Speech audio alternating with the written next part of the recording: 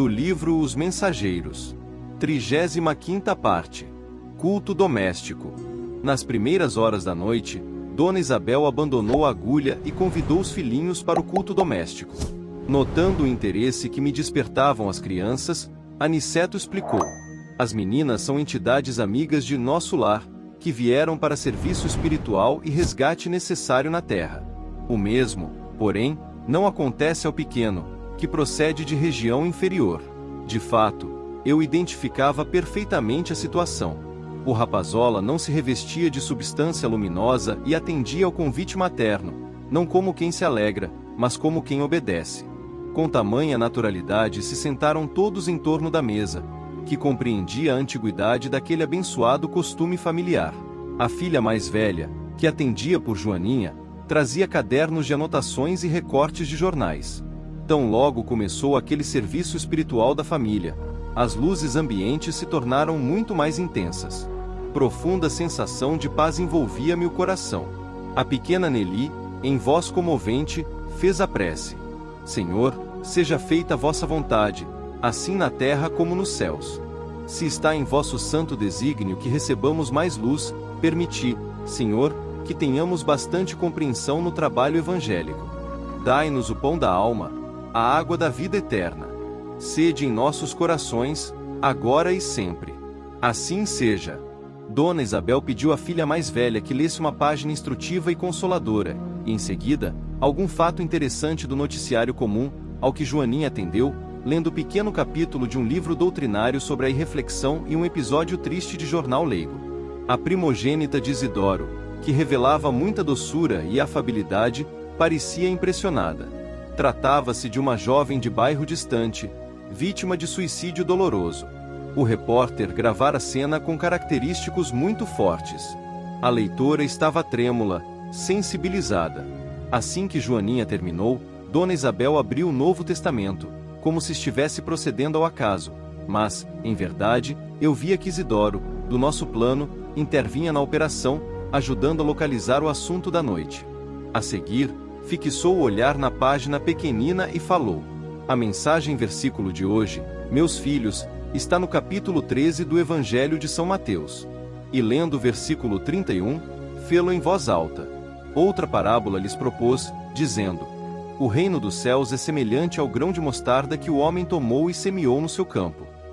Observei, então, um fenômeno curioso. Um amigo espiritual, que reconheci de nobilíssima condição, pelas vestes resplandecentes, colocou a destra sobre a fronte da generosa viúva.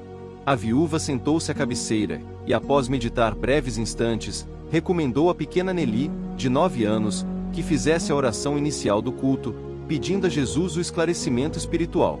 Todos os trabalhadores invisíveis sentaram-se respeitosos. Isidoro e alguns companheiros mais íntimos do casal permaneceram ao lado de Dona Isabel, sendo quase todos vistos e ouvidos por ela.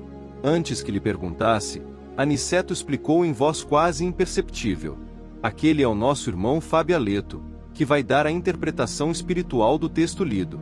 Os que estiverem nas mesmas condições dele poderão ouvir-lhe os pensamentos, mas os que estiverem em zona mental inferior receberão os valores interpretativos, como acontece entre os encarnados, isto é, teremos a luz espiritual do verbo de Fábio na tradução do verbo materializado de Isabel. Nosso mentor não poderia ser mais explícito. Em poucas palavras fornecera-me a súmula da extensa lição. Notei que a viúva de Isidoro entrará em profunda concentração por alguns momentos, como se estivesse absorvendo a luz que a rodeava. Em seguida, revelando extraordinária firmeza no olhar, iniciou o comentário. Lemos hoje, meus filhos, uma página sobre a irreflexão e a notícia de um suicídio em tristíssimas circunstâncias. Afirma o jornal que a jovem suicida se matou por excessivo amor. Entretanto, pelo que vimos aprendendo, estamos certos de que ninguém comete erros por amar verdadeiramente. Os que amam, de fato, são cultivadores da vida e nunca espalham a morte. A pobrezinha estava doente, perturbada e refletida. Entregou-se à paixão que confunde o raciocínio e rebaixa o sentimento.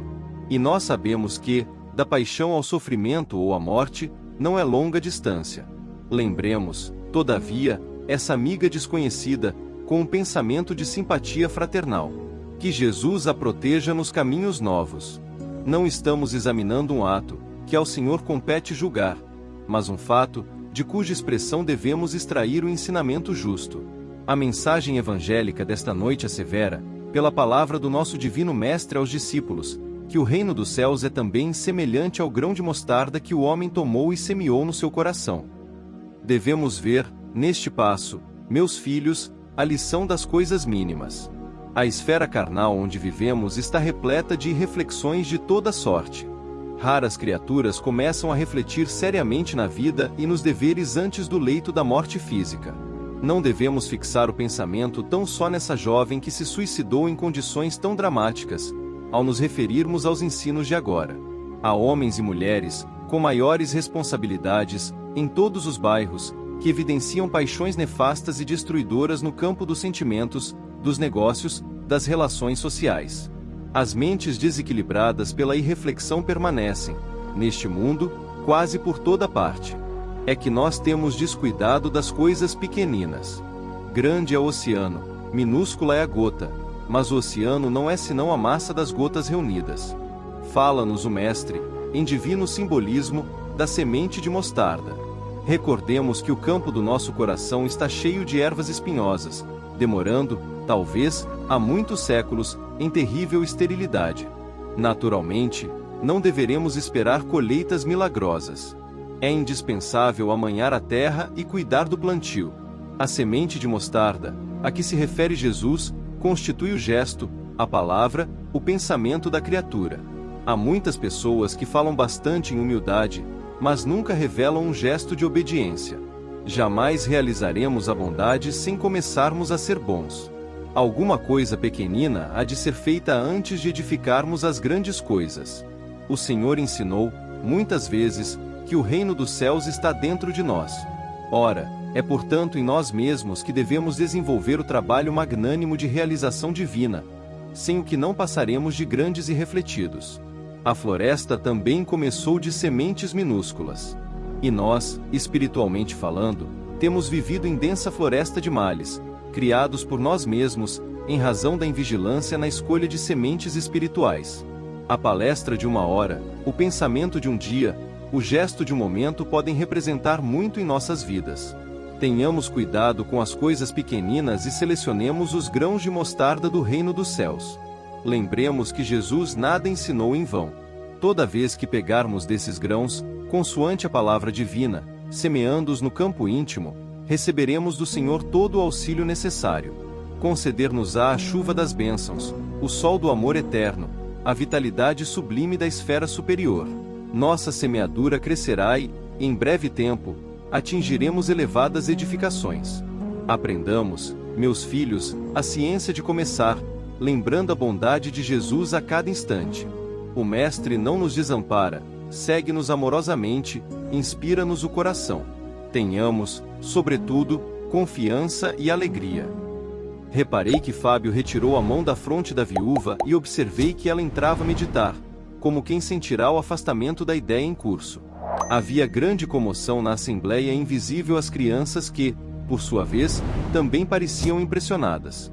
Dona Isabel voltou a contemplar maternalmente os filhos e falou: procuremos, agora, conversar um pouco.